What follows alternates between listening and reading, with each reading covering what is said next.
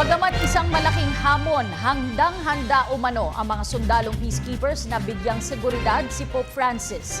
Ayon sa kanila, tiwala sila magiging matagumpay ang kanilang bagong misyon sa tulong na rin ng kanilang naging karanasan sa Golan Heights. Si Waywaya Makalma sa ulat. Bagamat ilang buwan pa bago dumating sa bansa si Pope Francis, inihahanda na ng mga sangay ng pamahalang pangseguridad ang ilalatag na seguridad para sa Santo Papa. Ito ngayon ang bagong misyon ng ikapitong Philippine Contingent to Golan Heights na nakatanggap ng iba't ibang parangal. Matapos ang 15 araw na bakasyon ay sasabak na muli sa trabaho ang higit 300 sundalo para masiguro ang kaligtasan ng Santo Papa. Pagkatapos ng aming bakasyon ay magkakaroon ng I believe there will be an interagency coordination. As I understand it, the PNP will the lead agencies.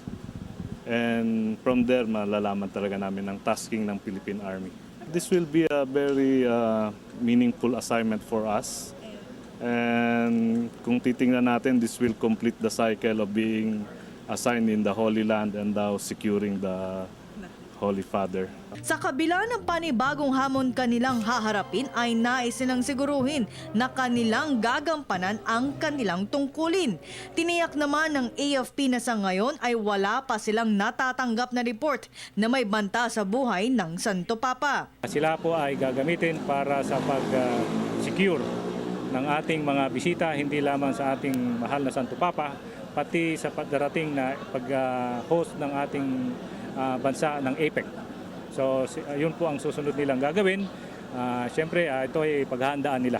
Para naman kay Lieutenant Colonel Ted Damusmog, bagamat ibang pagsubok ang kanilang gagampanang tungkulin, ay isang karangalan para sa kanila ang bigyang proteksyon ang Santo Papa habang siya ay nasa bansa. We organizing our battalion.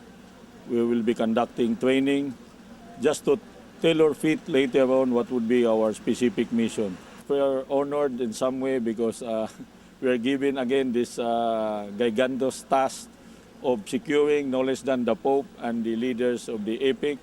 And both mission must probably be challenging and demanding in Golan Heights. So pare-pareho lang naman siguro. Then I have confidence to my soldiers because of the training that we received, the preparation, and what would be training that will be tailor-fit to the mission that will be given to us later on. Mismong si AFP Chief of Staff General Gregorio Katapang ang pumili na ang mga United Nations peacekeepers na galing Golan Heights ang magbibigay proteksyon para kay Pope Francis.